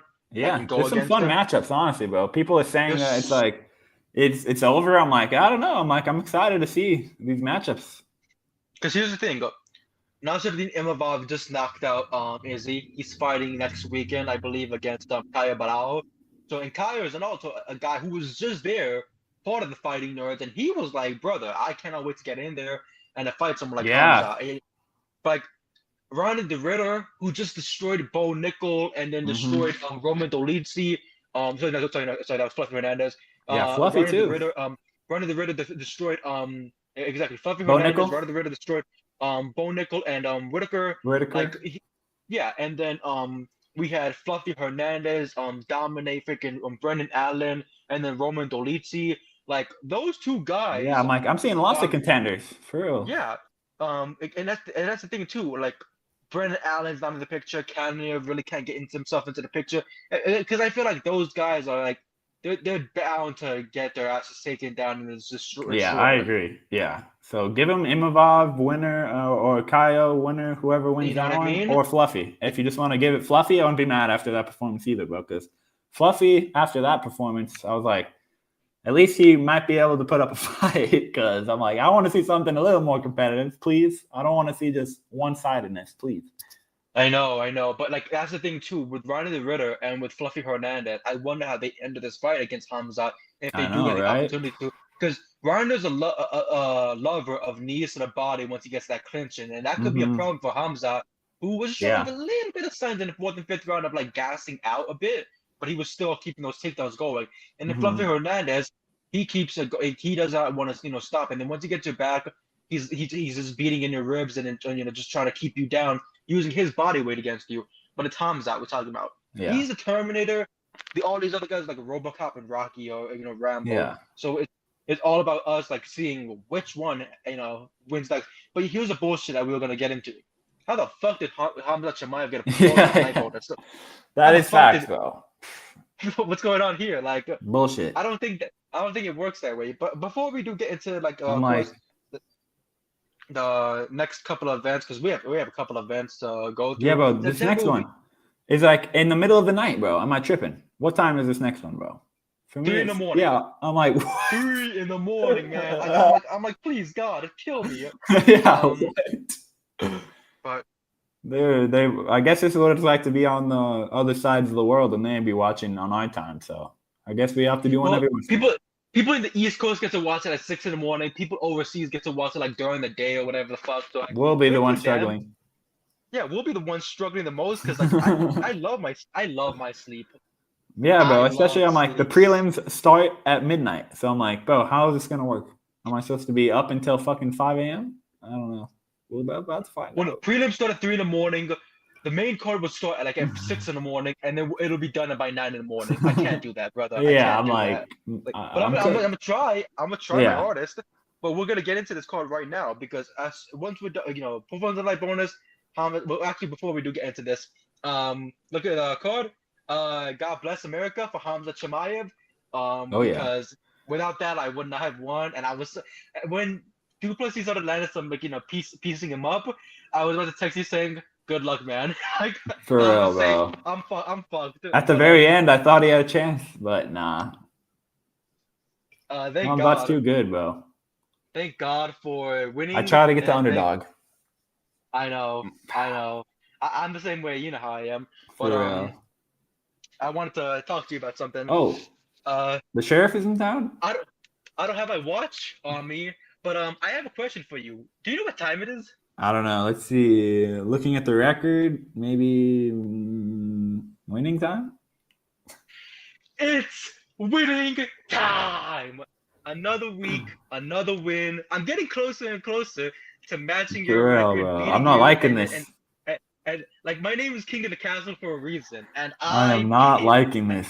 I think life is treating me well for the first time ever, and I'm like, you know what, God, you're good to me. But bro, everyone tail Rami, bro. I'm like, this guy's fucking doesn't even bet, and he's winning 68% of his predictions. Maybe that's the key, bro. Don't bet, and you'll have no bias. You know what I mean? Like, because I know. Here's the thing. I sent my buddy my fight picks for this past Saturday. First fight loss. I'm like, okay, no betting. You're like, never mind. Too much responsibility. Can't do it. Especially UFC pay-per-view. I feel like the UFC pay-per-view kind of fucked us over because we didn't watch the tough finale. If we knew that, man, I'd have a different opinion on things. But our next card will be in Shanghai, China. And that's why it's so fucking crazy. It's gonna be nuts. But here's the thing that I'm confused about. We have the last 3 fights on the main card. They're main event worthy, but there's only one that's really main event worthy. So our main event for this fight is Johnny Walker against Zhang Ming Yang. But the co-main event is Brian Ortega against Aljamain Sterling. So like, why wasn't that the main event? All due respect, like that was a main. Like, and Brian Ortega, I don't know if you've seen his recent videos on Instagram. He's going by the new nickname of Wartega. I saw that. The new era Wartega's in. Like, he's gonna go in there and like mass people up. I'm like, I fuck with it. Aljamain's my boy. I've always loved him. So like, it's gonna be very fun to watch this. Then we talked about this fight a couple months ago. Like, this was a punishment fight. Waldo Cortez Acosta. He had that very boring fight a couple of months ago. I forgot who he was against. I think his opponent got cut. Like, they were like, we don't know what to do with you, but we're gonna book you against Sergey Pavlovich, the former title contender. Was a title challenger for the heavyweight division. Sergey Pavlovich against Waldo Cortez Acosta. We also got Kyle Dawkins against Miguel Pereira. So that should be a lot of fun. A lot of different fights ups. But the reason why I bring up this fight is because that's gonna be at 3 in the morning for Pacific Standard Time, 6 a.m. for the East Coast. But then after that fight, we have a fight in Paris, France. On September 6th, opening up the card at the Accor Arena, Nasruddin Imavov against Caio Barao. I'm hyped. That's a big fight. That could definitely Winner contend. versus Khamzat. Who knows? Who knows? You know, I'm saying like the winner could fight Hamza depending on how everything ends. The co-main event to that fight card is Benoit Saint Denis against Mauricio Rufio. That's a very interesting fight as well. You know what I mean? That's a very interesting fight. Depends on how everything goes. Then after that, UFC Noche at the Frostbank Center in San Antonio, Texas. We got a massive main event there. Like September is definitely pay-per-view packed. These fights got put into like fight nights, which I don't mind because they will definitely be treated like main events. The fights so far that are booked for the UFC Noche are Kelvin Gastelum against Dustin Solfis, Carlos Vera against David Martinez, Alessandro Costa versus Alden Correa, Rob Fon's back against Raul Rosas Jr. So that's a very interesting matchup. Yeah. The vet against the still rookie. Then Claudio Porales against Joaquin Silva, Tatiana Torres against Amanda Lemos, and then the main event is Diego Lopez against Gene Silva. That's already like a crazy freaking fight. Like we got that. We're getting that fucking fight. Like that's crazy. For real, and then dude. after they're gonna be in Perth, Australia. But which by the way, I do want to mention the September 13 card for the UFC. It's on the same day of a WWE event. Like WWE is having a card on that event, and I'm like, really? Yeah, and I'm like, I don't think you guys should be doing that, but it's just crazy how WWE and TKO and UFC they all book these events. Yeah, and then weird. we have one of the last cards of September 28. Yep, at the PAC Arena in Perth, Australia. Carlos Ulberg is back, and he wants to add up another win. He's gonna be going against the Victorville native. I'm from Victorville, but the Victorville native, Dominic Reyes. So I'm excited to see Reyes back in action. The co-main event will be Junior Tafa against Aibo Aslan. Jimmy Pruitt's on this card. Loma Lukbuni, Uhu Choi's back. Like this September is kind of fun for fight nights, honestly. Exactly. And then before we do wrap this up, October 4th, T-Mobile. I think that's the event. It's some event like that's coming for WWE events. But we have UFC 320. Won't happen until October 4th. So remember, people, September is full of fight nights in Shanghai, China, Paris, France, San Antonio, Texas, and Perth, Australia. Those are the big cards. And then they finally return. They return to the States for Las Vegas, Nevada, where Magomed Ankalaev will make his first UFC light heavyweight title defense against the man he defeated, Alex Pereira, the very dangerous Alex Pereira. The co-main event to this fight will be Marab Dawalashvili against Corey Sandhagen. We got Yuri Prohaska back against Khalil Rountree Jr. Beautiful. We have Joe Piper's back against Absurbian Magomedov, Edmund Sabazian against Andre Muniz, Veronica Hardy against Brogan Walker, Macy Chiesa against Yana, the former Kuniskaya, now known as Santos because of her man. The UFC vet, Thiago Santos. I don't mean that Mr. Hammer himself, Pop. Mr. Hammer himself, exactly. I just want to check very quickly with this hold on. 2025, October. Yeah, October 3rd. Hold on. Sorry, but because these UFC, these events always go so weird, and plus there's been COVID time, so there's too many events here. Yeah. Here, 2025. Upcoming. There it is. I'm looking at these events, like see which ones I'm gonna be fucked over with because I know that I'm gonna be fucked over badly.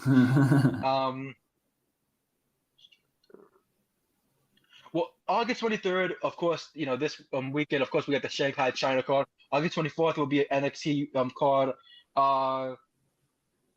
September 12, is that it?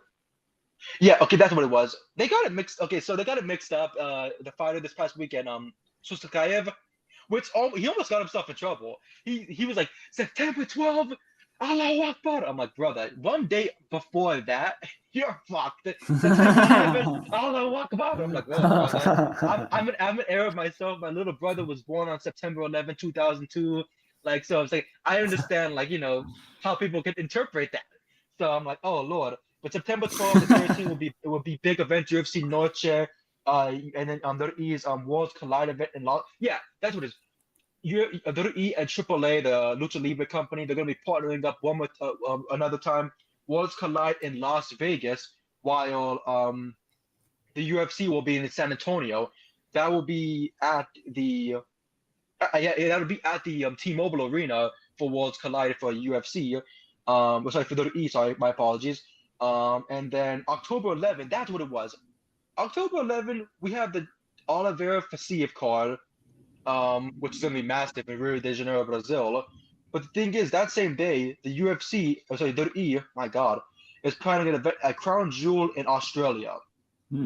So we have so many we have a Brazil card for UFC, and then we have an Australia card for WWE. So it's like that's gonna be these time zones are crazy. I'm like, come on, man, please kill me. But thank you so much to everybody who just listened to me yap for the last like 10 minutes or so, and trying to get these events all like in chronological order, because I'm gonna be having to write about this stuff and talk about this stuff. So that's me. But that's what the great thing about Body Slam Net is. If people are watching this and you do want to write news for us, of course that door is right open. I'm the one who writes mostly all the fucking news, and I don't say that in a disrespectful way whatsoever. I love writing all the news. I love all the crazy headlines I make. Like there was one about R-Truth or Ron Killing this past Friday where he was like, if you tell me to turn the other, if you turn the other cheek on me, I'll hit you. If you kick my dog, I'll kick your cat. I'm like, okay, brother. Like I'm like, you know what? I'll write it. But like, you know what I mean? It's such a crazy headlines that you can put together, and it's so much fun. But September, a lot of fight nights. October will be the next pay-per-view that we get to rave over, so that's gonna be a lot of fun. To those who tuned in to the 27th edition of Talktagon with myself and Max, Max, we are very, very appreciative, very grateful. It's very honorable that you guys get to tune in every single Monday or even sometimes on Tuesday and listen to us talk about these fights, give our full recap on our analysis on it. We do our best to give you the full stats and the full thoughts of our own. Nothing AI generated, nothing, no bullshit, none of that stuff. We are true and authentically ourselves, and it's the best thing possible. Thank you so much. We will be back next Monday. Next Monday or next Tuesday, depending on when we can watch this China card, because it really depends. Like, am I gonna be able to wake up at 3 a.m? Is Max gonna be able to wake up at 3 a.m? Will we be enjoying our sleep? It really all. I don't know. We'll see. I might have to watch it on Sunday, Tembi. You know what I mean? Like, you know what I mean? Like, it's just all depending on how everything's gonna go. We have personal lives. We have things that we have to go through. So it's always wild times. But thank you so much to everybody who tuned in, all 200 plus of you. Randy came in, he cranked his hog. We got Brady in here, like he was goated. And we're so thankful as always. Thank you. Max, where can they find you on socials?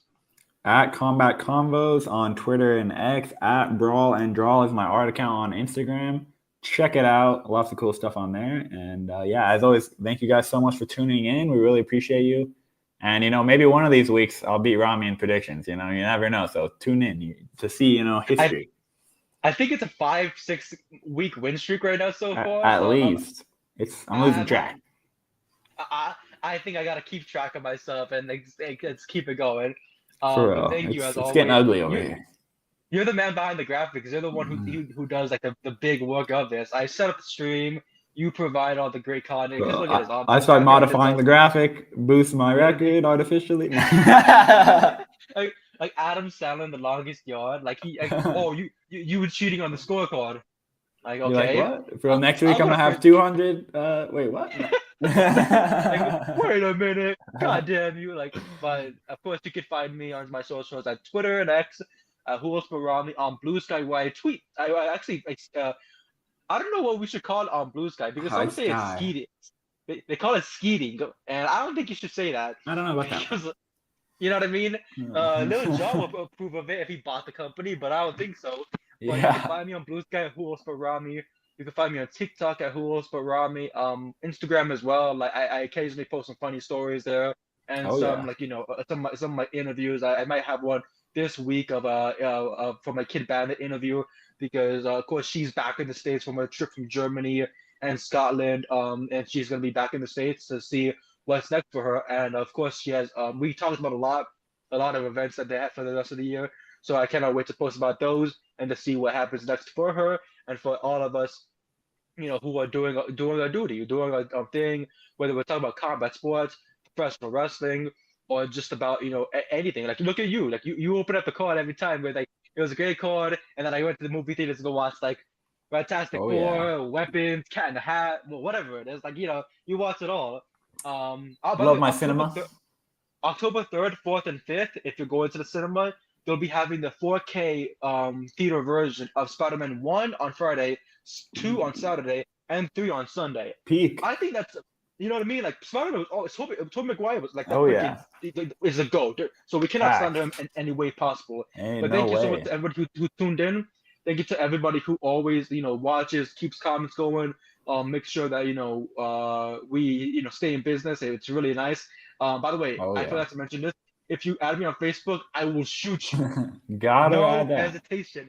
No hesitation. I will shoot you, pal. There's no stopping that. But thank you so much. We will see you again next Monday, maybe next Tuesday. All it depends. From Shanghai, China, with Johnny Walker and Ming Yang Park. Thank you so much to everybody who tuned in. We will see you next week. Salud. Oh, thank you. Oh, thank you.